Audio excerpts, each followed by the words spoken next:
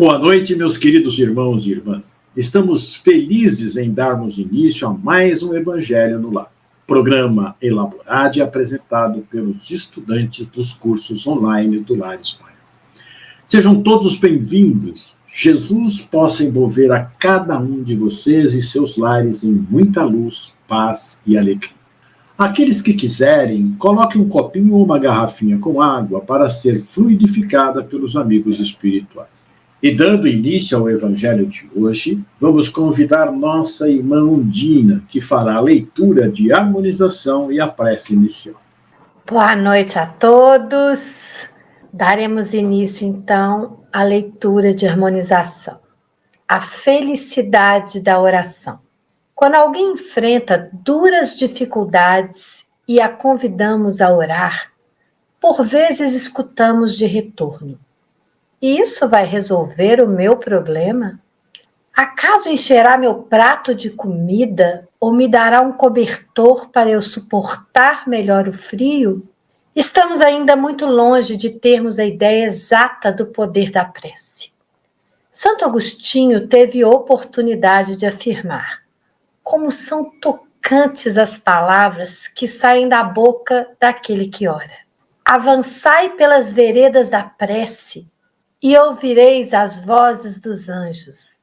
São as liras dos arcanjos. São as vozes brandas e suaves dos serafins, mais delicadas do que as brisas matinais, quando brincam na folhagem dos bosques. A vossa linguagem não poderá exprimir essa ventura, tão rápida entra ela por todos os vossos poros. Tão vivo e refrigerante é o manancial em que orando se bebe. No recolhimento e na solidão estais com Deus. Apóstolos do pensamento é para vós a vida. Lembramos que Jesus, durante a sua estada entre nós, buscava a solidão para orar. Dirigia-se ao Pai em muitas ocasiões. Num dos momentos mais cruciais de sua vida, antevendo sua prisão, suplício e morte, ele ora no Jardim das Oliveiras. Ora e pede aos amigos, Pedro, Tiago e João, que orem com ele. Na cruz, em sua agonia, sua última frase foi uma profunda e sentida oração: Pai, em tuas mãos entrego o meu espírito. Desconhecemos, sim, o poder da oração e não a vimos utilizando tanto quanto deveríamos. Além de nossas preces regulares da manhã e da noite, a prece deveria ser de todos os instantes, sem mesmo que tenhamos que interromper os nossos trabalhos. Antes as dores, pedir ao Senhor que nos abrevie as provas, que nos conceda alegria e bens de que necessitamos para a nossa subsistência. Também que nos conceda os recursos preciosos da paciência, da resignação e da fé. Então, em momentos de tormenta, de caos, oremos. Busquemos esse amparo superior que, mesmo não nos fornecendo alimento material, nos repletará a alma de bênçãos, abastecendo-nos de energias espirituais. E com certeza, encaminhada aos mensageiros de Deus que cumprem a sua vontade na terra, inspirarão alguém para nos socorrer à fome, também o frio.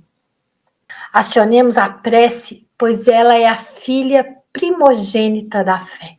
Quando os ventos soprarem inclementes, quando a tempestade nos alcançar, que poder senão o divino de imediato nos poderá socorrer? A quem pediremos clemência, senão ao Pai de todos nós? Recordarmos as palavras do Mestre, anotadas por Mateus. Porquanto haverá nessa época grande tribulação, como jamais aconteceu, desde o início do mundo até agora, nem nunca mais haverá.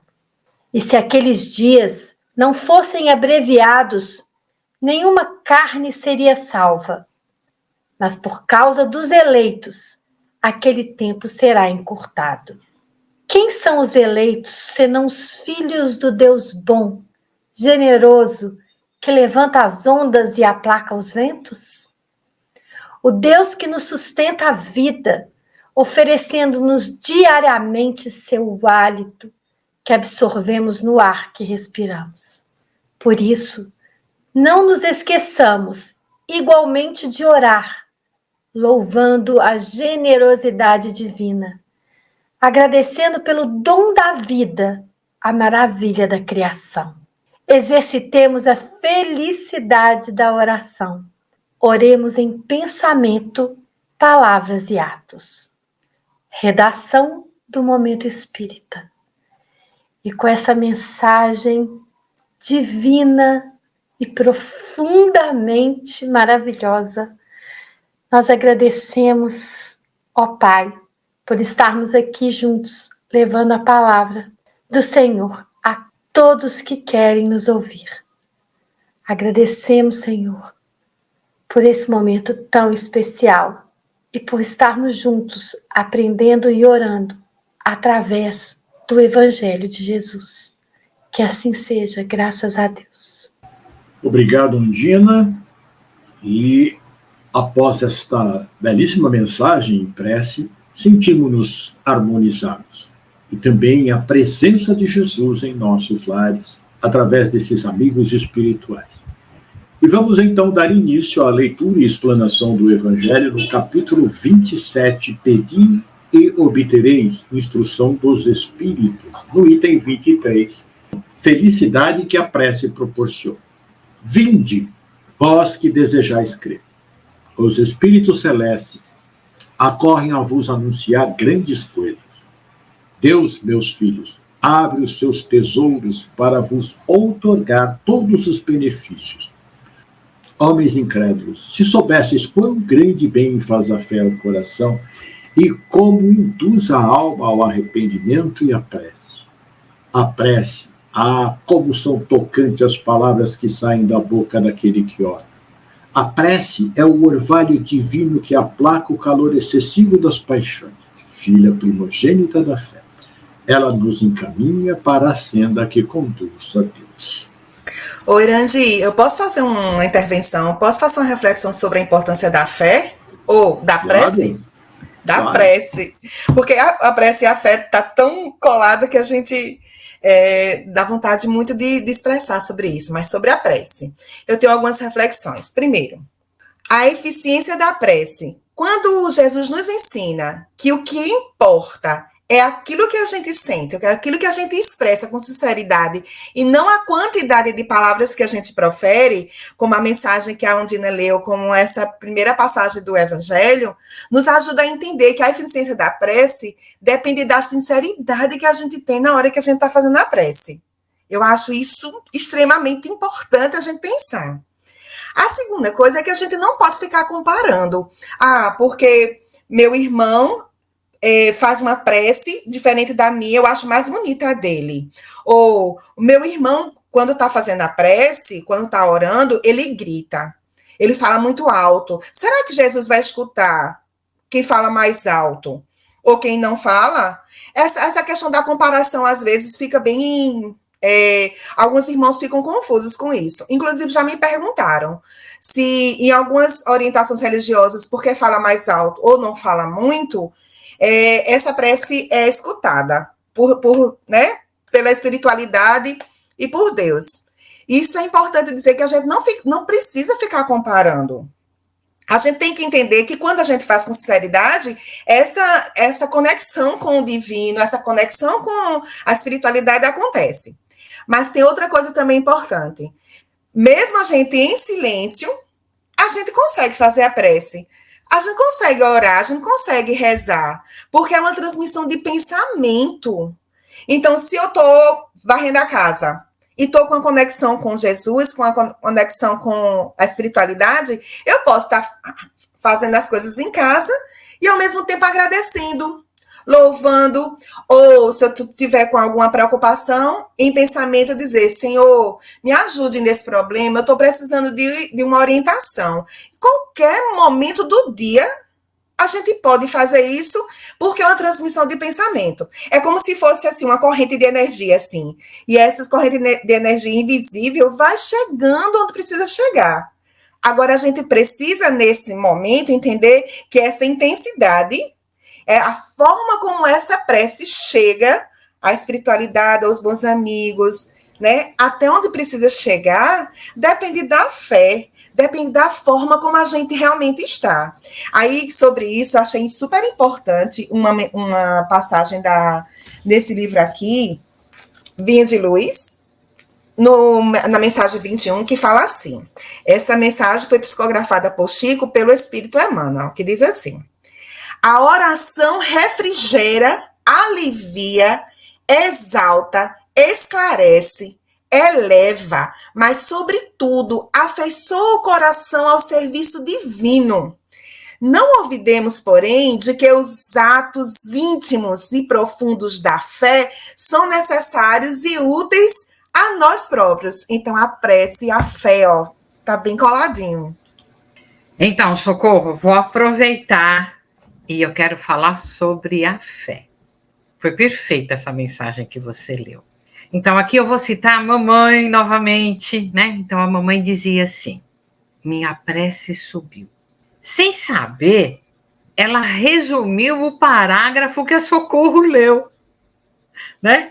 Então, e eu não entendia direito o significado a prece subiu, até que senti a minha prece subir um dia.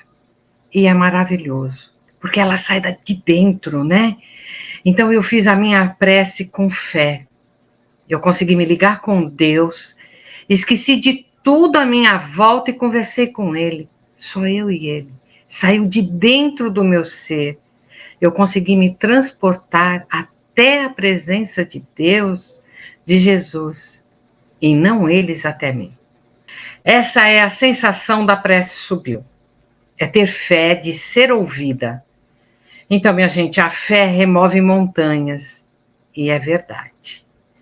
E recentemente, vou contar uma coisinha para vocês. Um dos nossos filhos, ele chegou até nós e contou o quão angustiado estava, e prestem atenção, pensando em coisas que poderiam acontecer num futuro distante. Nem havia acontecido.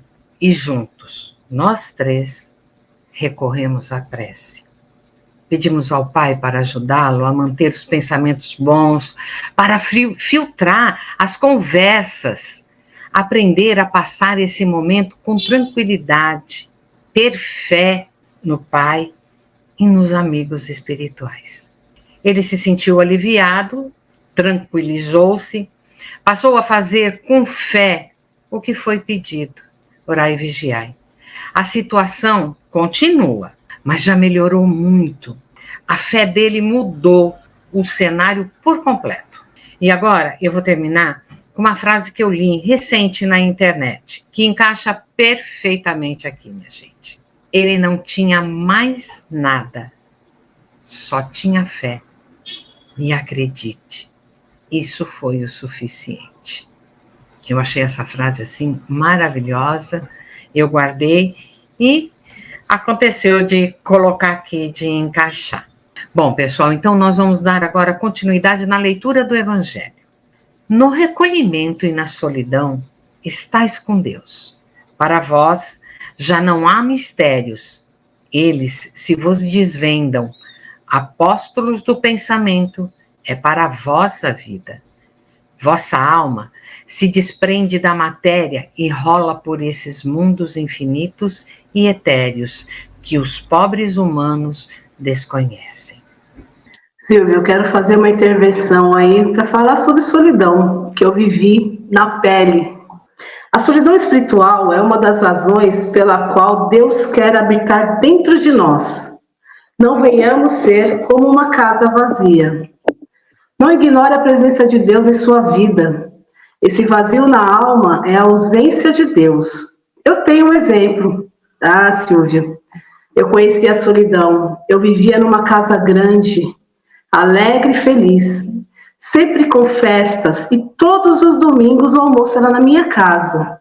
Eu era casada, tinha uma vida perfeita, até que tudo desmoronou. Meu pai morreu, meu casamento acabou, minha mãe teve demência e viveu por 10 anos e morreu.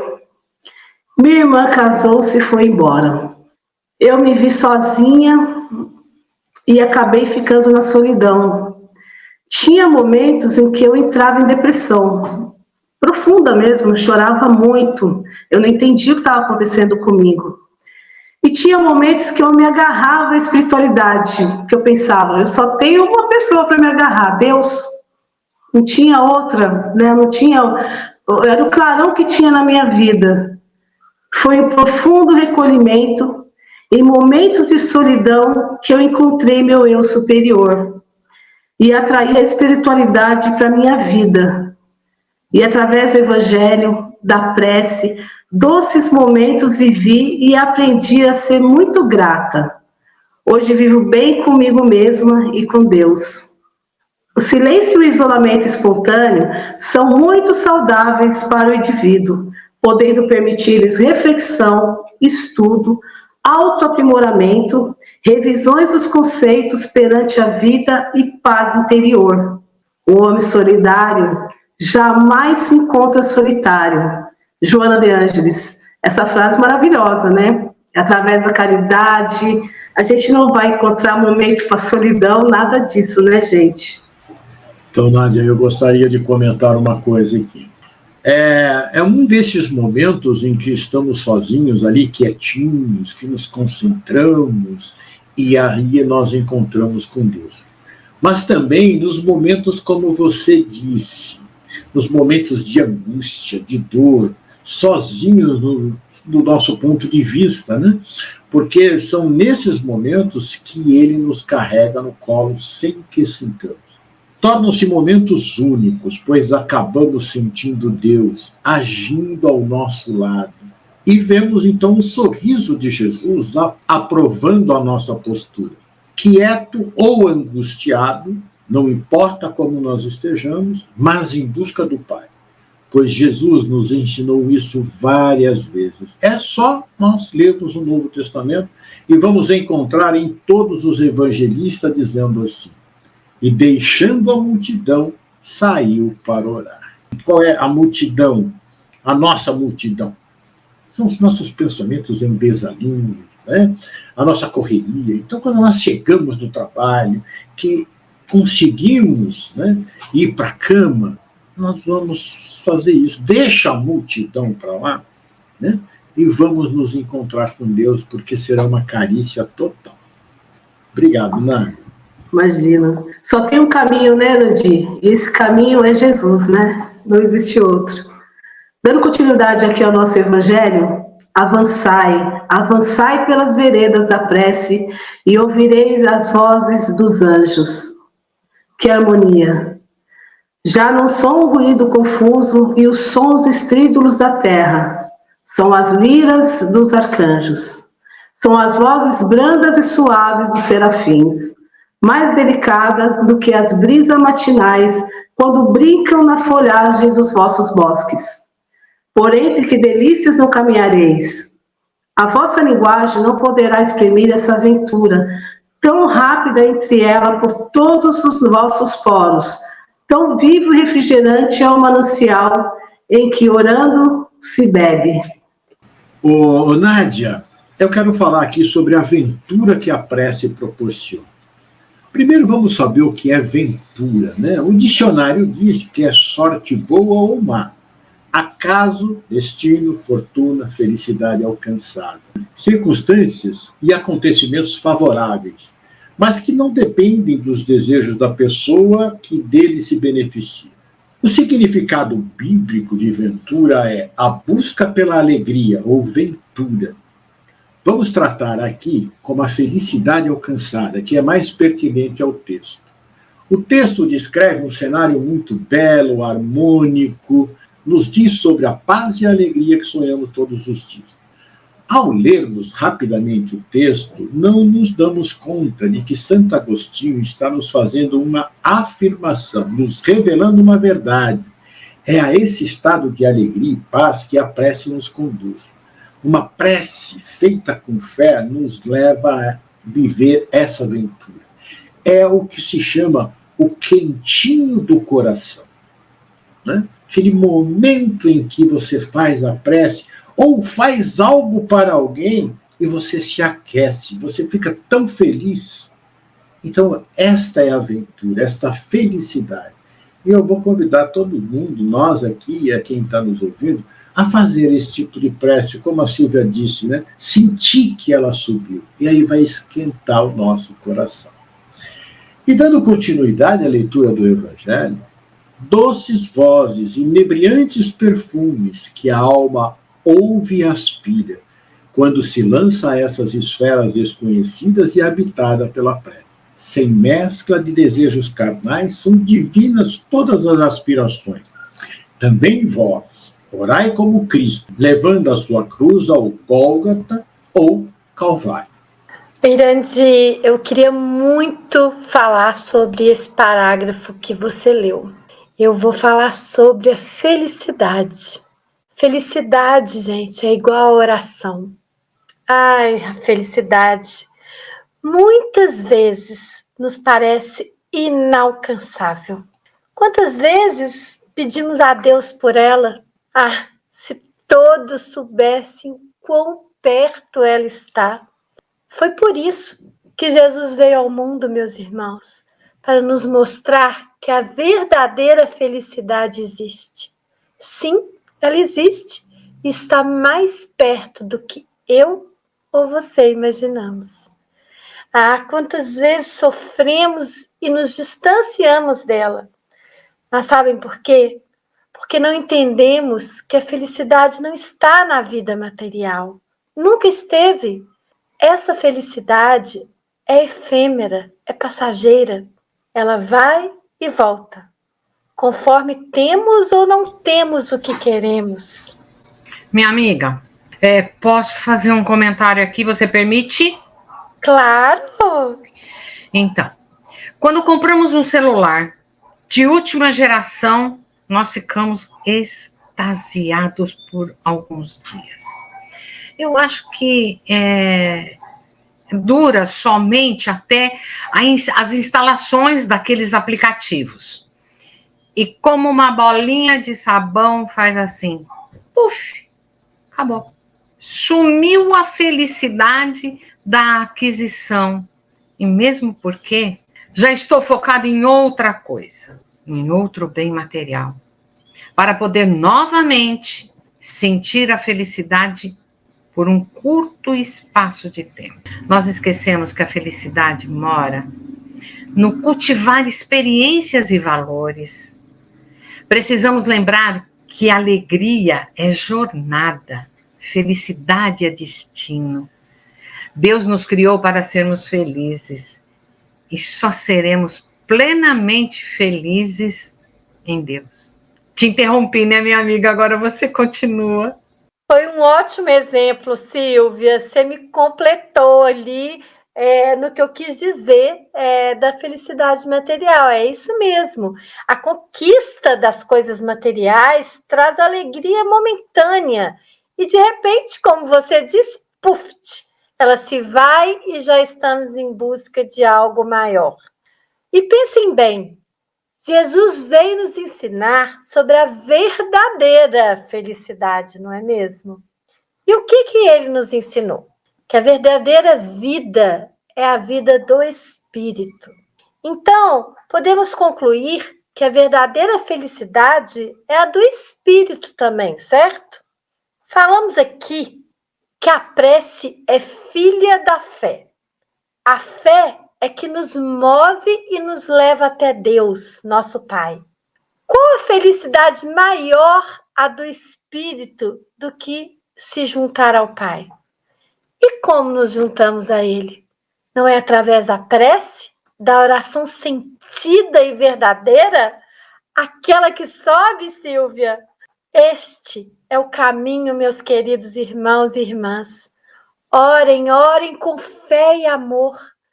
Trabalhem incessantemente pela obra do Cristo e sereis felizes. Lembrem-se que sois espírito e não carne. Aqui é uma breve passagem pela qual precisamos para o nosso burilamento. Portanto, a felicidade verdadeira não é a que sentimos aqui, e sim a que sentimos dentro de nós. Então vamos continuar a leitura do Evangelho. Carregai a vossa cruz e sentirei as doces emoções que lhe perpassavam na alma, se bem que vergado ao peso de um madeiro infamante. Ele ia morrer, mas para viver a vida celestial na morada de seu Pai. Santo Agostinho, Paris, 1861. Ondina, ouvindo você, eu senti vontade de falar sobre a sua leitura do Evangelho. E eu queria falar da resignação. Sabe, esse Evangelho me faz lembrar várias vezes de muitas situações na minha vida. E acho que se prestarem bem atenção, até na de vocês. Quantas vezes eu me rebelei ou me revoltei com algumas situações na minha vida, de pessoas que eu conheço, e até mesmo dos mais próximos, como mães, pais, irmãos. A injustiça, para mim, sempre foi difícil de aceitar. Aceitar os fatos sobre saúde e injustiça, então piorou. Digo que a resignação é o meu maior ponto de aprendizado nessa vida. Eu vivo repetindo ultimamente isso, porque eu vou contar uma historinha para vocês e vocês vão tentar compreender, né? A gente pode lutar contra todo tipo de situação, chegando até a revolta, que nada vai mudar. Algumas situações, elas ficam do mesmo jeito, mesmo com a sua revolta, não é mesmo? Até que reste apenas a fé e a prece. Eu posso dar um exemplo que quando eu descobri um problema de saúde da minha filha aos 2 anos, que ela nasceu com 2 buracos no coração, eu não aceitei. Na mesma época foi descoberto o Alzheimer da minha mãe aos 56 anos. E falaram que não tinha cura também. Então, eu passei por 5 etapas, né? A primeira dela, a de não acreditar. A segunda, né, de não aceitar. E teve a terceira da revolta. As outras eu conto já. Da minha filha, eu já tinha ido a 8 pediatras diferentes, né? Porque eu não aceitei. E aí eu descobri que todos eles falavam a mesma coisa. Que não tinha jeito, que não tinha cura. Da minha mãe também. Eu fui no melhor médico de São Paulo. E ele disse que não tinha retorno. Não era como os primeiros médicos falaram, né, que disseram que era hereditário, isso não existe. E aí me revoltei. Gastei dinheiro indo em especialistas, me endividei, e aí veio aquela 4ª etapa, você ficar com raiva de Deus. Fiquei de mal dele. E comecei a fazer barganha, sabe? Que é o que a gente aprendeu, né? Olha, se o Senhor me der a cura, eu vou rezar não sei quantas Ave Maria, quantos Pai Nosso. E chorei, ajoelhei, xinguei, fiquei sem dormir. E aí eu fui tendo só essa esperança, que eu acho que é a fé, né? Esperança que tudo mudasse. Então elas falavam, mesmo doente, minha mãe falava, filha, tenha fé. Ele vai mudar tudo isso, se você falar com ele. Eu falei, mas como é que eu falo com ele? Eu já rezei, eu já ajoelhei, eu já pedi, eu já ofereci coisas e ela ria naquela doencinha dela. Não é assim, filha. É aqui, ó. Você não precisa de prece. Você fala com ele. Aí, nas horas de maior desespero, realmente nem a prece sai, não é mesmo? A prece que a gente conhece, aquela decorada.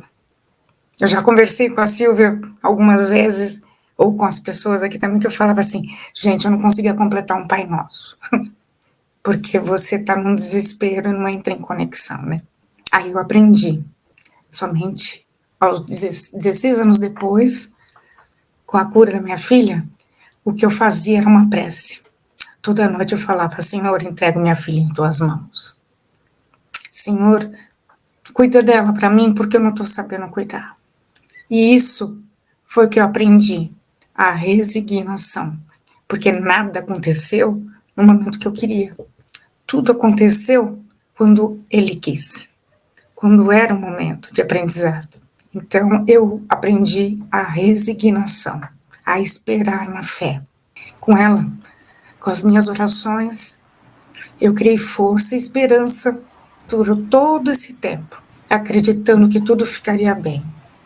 E ela foi minha companheira de todas as horas. Ela foi companheira dos meus desesperos, ela entendeu até as minhas iras.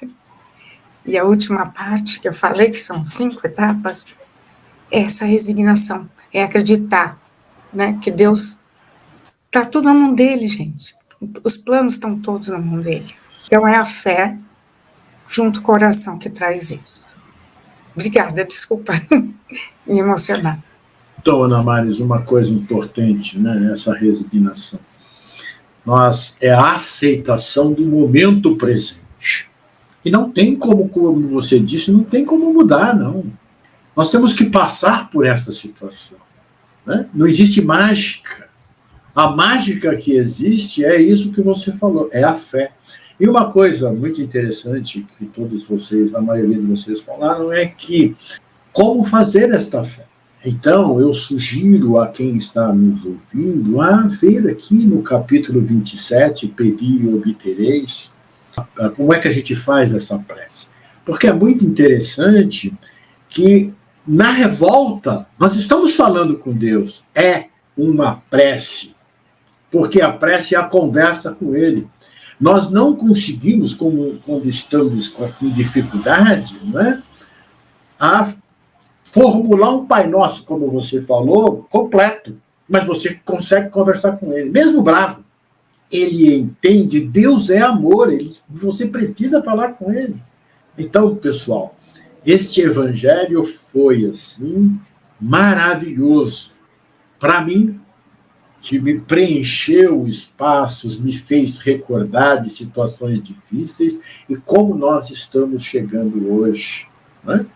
E nós estamos chegando ao final do nosso evangelho. Se alguém quiser também dar mais alguma contribuição, fique à vontade. Eu quero, Irandi, falando sobre a questão da prece, no capítulo 28, no final do Evangelho segundo o Espiritismo, lá no finalzinho, tem várias preces. Tem preces para si mesmo, preces pelos encarnados, prece pelos desencarnados, prece pelos doentes, subsidiados, suicida, tem vários tipos de prece. Às vezes a gente está com um sentimento, como a Ana Maris acabou de falar, às vezes... Porque qualquer diálogo com Deus é prece. Mas, às vezes, a gente está até sem palavra. Então, se em algum momento sentir essa necessidade de fazer uma prece, seja qual for a situação, e às vezes não vem, vai para o Evangelho, vai lá no capítulo 28, e lá, com certeza, vai encontrar uma prece que vai ajudar a iniciar o diálogo, que, na verdade, é a prece com Deus. Perfeito, Socorro. Muito obrigado. Então, meus queridos irmãos, já que nós chegamos ao final desse lindo evangelho, eu vou pedir então para a nossa irmã Socorro, para que ela, por favor, faça a prece final e a fluidificação das águas.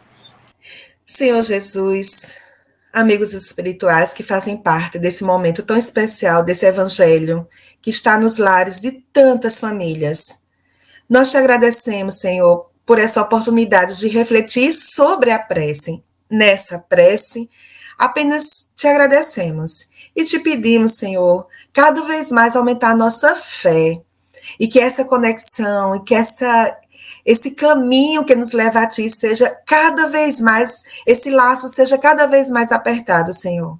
Muito obrigado, Muito obrigada por cada experiência vivida, Senhor. Nesse momento, pedimos aos amigos espirituais que fluidifiquem as águas que estão nos nossos lares e que essas águas se tornem remédios para todos aqueles que necessitam em cada uma das suas necessidades, Senhor. E mais uma vez, pedimos para que nossa semana seja uma semana de luz, que seja uma semana abençoada para todas as famílias. Te agradecemos, Senhor. Fica conosco hoje e sempre, que assim seja. Então, agradecemos a todos os participantes do Evangelho e a todos vocês que estiveram na nossa companhia em seus lares. Lembrando que esse programa ficará gravado no canal do Lar Ismael no YouTube. Você pode assistir quando quiser e enviar também para sua família e amigos. Afinal, divulgar a doutrina de Jesus é um ato de caridade. Jesus os abençoe. Até a próxima segunda-feira, às 18 horas.